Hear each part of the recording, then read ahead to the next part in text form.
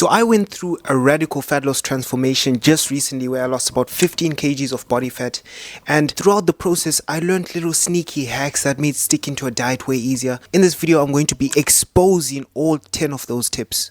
The first one is drinking warm beverages before your meals, and this one is super underrated. Anything from like hot teas, coffee, warm drinks fill your stomach up, and it gives you more of that feeling of fullness that you can't get from a cold drink. There's just a difference when you have the warm drink over a cold drink. It just has a more impact on fullness. You feel more full when the drink is warm. So have teas, have coffee before your meal, and even having warm soups like low calorie broth. That's like 50 calories for the entire soup, but if you just have that, you have sort of a sense of fullness. So have that before your actual meal, and then you can eat your actual meal, and you'll notice that you're just more full throughout the day. Now, most of fat loss is just tricking your mind into thinking that you're more full than you actually are. That's how you lose fat more effectively, is if you don't even feel the desire or have the desire to eat more food. So before I started implementing this trick, I always had my breakfast with some juice. I would have like an orange juice type of thing, and I always felt okay. Like I didn't feel full. I always felt like I could eat a little bit more. The one time I just decided to have tea with my breakfast, so I had a cup of tea, and that day, for whatever reason, I couldn't finish my meal. Literally, I just felt so full on that day. And then when I was looking back and I was trying to figure out why was I more full on that day, I actually realized it's because I swapped from juice to tea, and now I drink tea every single meal, and I'm eating less, and I don't even feel as hungry as I used to because I'm just more full when I have that warm beverage.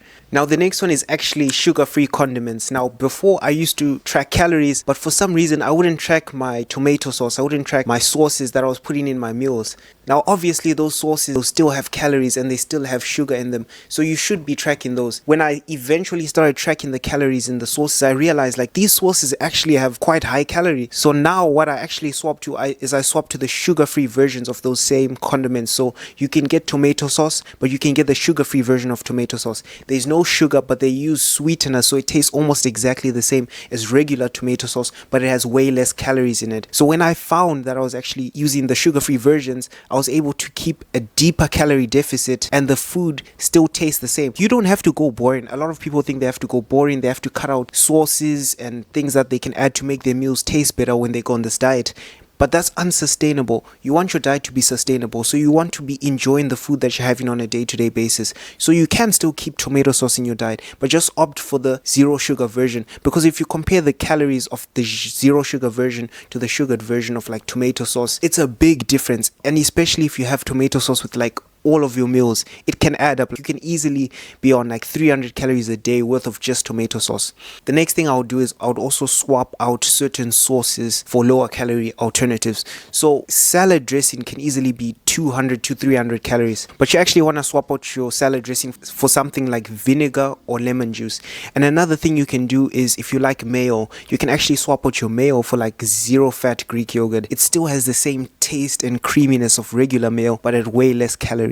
The next one is quite controversial, but it works, and it is to add chili or hot sauce to your meals. Now, spice generally causes you to eat slower. I'll actually tell you of a time when we had this sort of competition. It was me and my uncle when I was a lot younger, and we wanted to see who could handle spice better. So we kept adding hot sauce to our mac and cheese. Obviously, mac and cheese was delicious just on its own, but I don't know why I felt the need to, but I had to win this competition. So I kept adding hot sauce to mine, and then we would see how easily we could eat the mac and cheese. And I found that usually I would finish this mac and cheese in like 5 minutes, like quick. I was a quick eater, and now I was taking longer. I was taking 10, 15 minutes. I was like eating slower because the food was just so much spicier. When you eat your food slower, your body has more time for that feeling of fullness to kick in. Another thing that happens when you eat spicy food is that you generally only eat if you're actually hungry. You don't want to trick yourself, or you don't want to eat more spicy food, because spicy food isn't always nice to just enjoy and eat.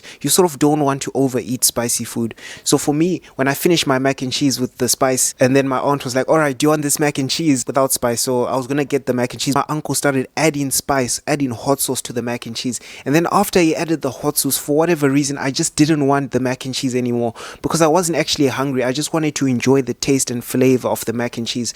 But now that he's added spice to the mac and cheese, now I'm like, nah, I don't want the taste and flavor of spicy food right now, because I wasn't actually hungry. I just wanted to eat because I enjoyed mac and cheese. Another thing that happens when you eat spicy food is it reduces your desire for sweet things. Now, I don't know about you, but after eating a spicy mac and cheese or spicy hot wings, do you really feel like eating cake and ice cream after? Like, there's just some level of, I'm not really in the mood right now after eating a spicy. There's also a compound in the hot sauce called capsaicin, and capsaicin reduces your hunger hormones. That's the power of spicy food. Spicy food can make you not overeat, and it will help you on your journey. To wait 20 minutes after you get a craving. Now, a lot of people say, how does that do anything? But cravings are temporary. They just come and go. Sometimes you just have a craving in the moment. Most people act on their cravings. They get a craving for sweet, so they get into the kitchen and they get a sweet. But if you get a craving and you wait 20 minutes, what you realize is naturally the craving will just go away, because the craving comes and goes. It's not constant. It's not going to be there forever. It just comes every now and again. There was actually a time when I was craving Cocoa Pops for whatever reason. It was in the evening. I was craving Cocoa Pops, so I went upstairs before I was going to make my bowl of cereal to just get my phone. And then when I went upstairs, I got distracted by my phone. As I got distracted by my phone, I just forgot that I wanted Cocoa Pops.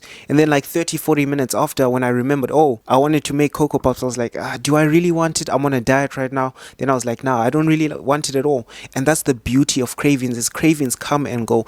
In the moment, cravings feel extremely strong, but the whole point of waiting 20 minutes is to delay the time between when you get the craving and when you respond to the craving. If you get a craving and you instantly just go and act on that craving, you're going to regret heavily. But I'm telling you, if you wait 20 minutes after having a craving, you'll notice that the craving just naturally goes.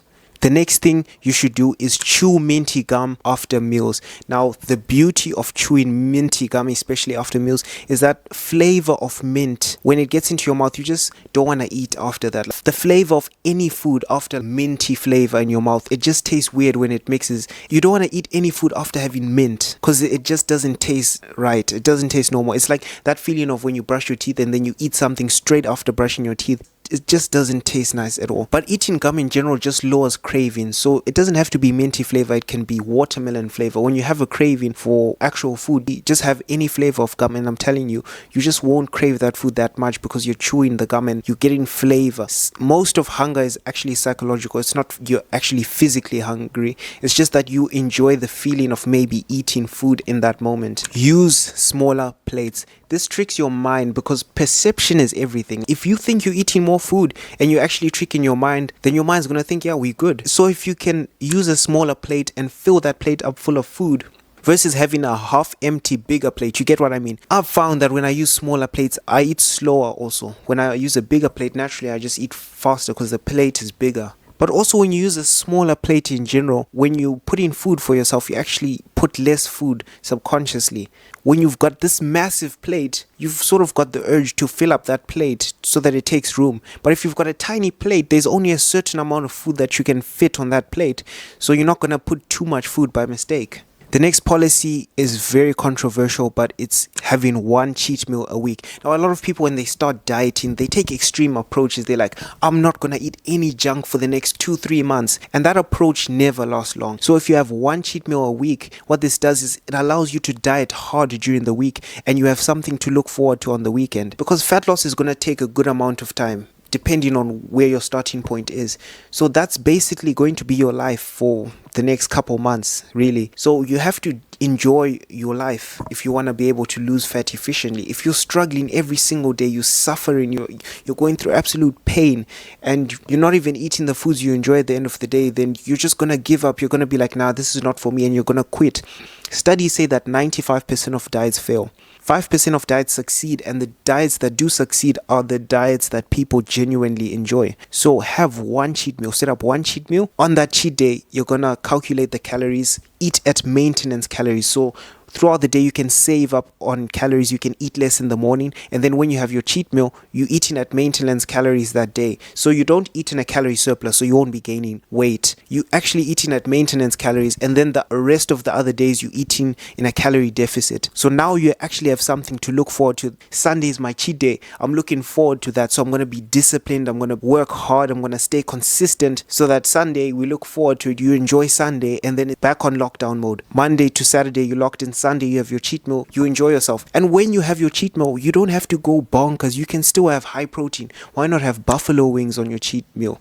Why not have something with good protein that's something you enjoy, like a burger? It's your cheat meal, so you can have anything. You can have ice cream. Just make sure that day when you have your cheat meal, you don't eat it in a calorie surplus. That's why it's so important to be tracking your calories. The next tip is very simple, but just eat slower. A lot of people eat their food very quickly, but what you realize with when you eat food very quickly, that feeling of fullness takes a lot longer to kick in. So competitive food eaters, they can eat like 20, 25, 30 hot dogs and they'll be completely fine because they ate the hot dogs in like 5 minutes, so their body doesn't even have enough time to register that you've eaten such an insane amount of food, and that feeling of fullness doesn't kick in as quickly. That feeling of fullness genuinely takes time to kick in. So if you can eat your food slower, you give your body more time to give you that sense of fullness after a meal, and you actually find that you naturally just don't need to eat that much food. What I've noticed about people who are skinny or just struggle to eat in general is that they eat very slowly. They eat one bite every like 30 seconds, and that's one of the tricks that you can actually use during your fat loss phase, is to purposely eat perpetually slow, so that that feeling of satiation, that feeling of fullness kicks in a lot faster, and you find that you naturally just eat a lot less food. The next tip is to fast in the morning. So right now I'm doing a protocol where I'm actually fasting the first 5 hours of the day, and then I break my fast with a smaller meal, and then I'll have a big feast for dinner, and then after that big feast I'll have like a snack, something that I enjoy. Now what I found with the fasting is naturally you just subconsciously eat a lot less food, and I think this ties in with the fact that when your food intake is squashed closer together, it just tricks your mind into thinking this is more food because the food intake is in a smaller time frame. If you're eating from the second you wake up to the second you go to bed, you're spreading yourself thin. You have so many touch points to have meals throughout the day, but if you close those touch points to have like, I'm only having 3 meals a day after lunch, that's an insane amount of food in a small space of time. And what you'll find is that most of hunger is actually not physiological, it's psychological. You want to eat not because you're actually hungry and your body needs the calories, but because it gives us a certain of gratification when we eat the food. When we eat food, we feel good. That's why you have emotional eaters, people who get super overweight. It's because every time they have an emotional problem, they just go to food. But when you can fast in the morning, you're sort of cutting out a period, a time sliver where that psychological hunger can't influence your eating decisions. Now you're not eating because you're psychologically hungry, because you're not going to eat in the morning anyway. Now you're eating for fuel. If I evaluate my entire life, every time I'm in a fasted state, even if I'm not tracking calories, I just find that I naturally start to lose body fat, and I lose weight sometimes. Sometimes I even lose weight rapidly. There was a time I was doing a 22-2 where I would fast for 22 hours in the day. Yeah, don't ask me why I did that. And I only ate in a 2-hour eating window. So it was basically like OMAD, 1 meal a day. And in that time, I lost weight very quickly, very drastically. Now, do I recommend that you guys do that? No, you don't have to go that extreme. Just do a 16-8 protocol. When you wake up, just count 5 hours. Wait 5 hours from the time you wake up for you to have your first meal, and that's all you need. Just don't wake up and go straight to food, because that's going to be an issue. That's when you struggle to be in a calorie deficit, because you're spreading yourself out thin.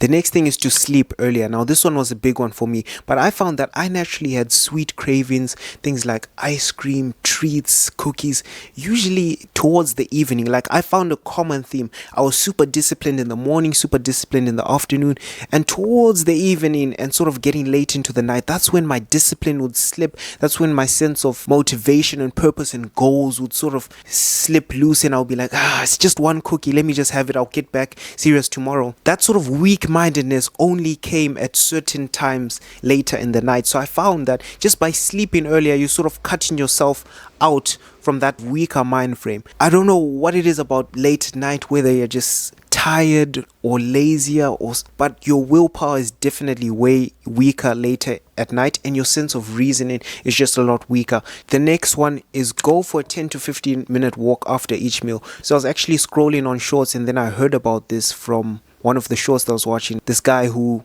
goes on a walk after each meal, and I was like, wow, why is he doing this? It actually aids in digestion, that's number one. And two, it's a good way to get an extra 3,000 to 4,000 extra steps. And I've found when you consistently do this for long enough, it becomes a habit. Now it becomes just a thing you do. Like after each meal, I go on a walk, and it becomes automated. You don't even think about it. You're just like, okay, I've had a meal, I'm going on a walk. And sometimes when you have the thought of, I have to go for a walk after this meal, sometimes you won't even want to have that meal because you're not actually hungry. The last and final tip is a big one for me, but that is to replace unhealthy junk food snacks for high protein snacks. Now, a lot of people think fat loss has to be boring. They go on the chicken, rice, and broccoli, and they think all they need to eat is clean food. But no, there's high protein snacks out there that are pretty low calorie. Instead of you having a bag of chips or ice cream or cookies, why not you have a protein bar, beef jerky, these snacks that are super high protein that still give you that relaxation of like, I'm having a snack right now, but without all the extra calories. If you watch this video to the end, comment down your favorite trick that you're going to implement into your routine.